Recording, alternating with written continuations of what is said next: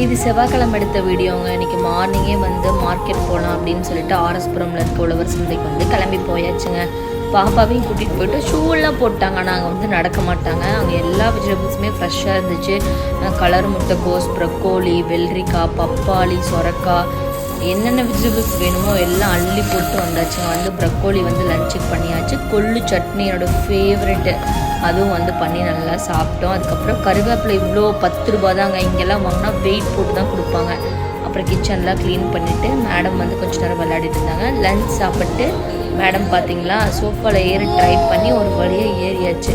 அவங்க அப்பா லஞ்ச் சாப்பிட வந்தோடனே மேடம் ஒரே ஜாலி. நல்லா தூங்கி எழுந்திரிச்சிட்டு ஈவினிங் ஒரு மாதுளம்பழம் ஜூஸ் குடிச்சிட்டு மொட்டை மாடிக்கு வந்து போயாச்சு. கொஞ்சம் விளையாடிட்டு வந்துட்டு பச்சை பட்டாணி வாங்கிட்டு வந்திருந்தேன்.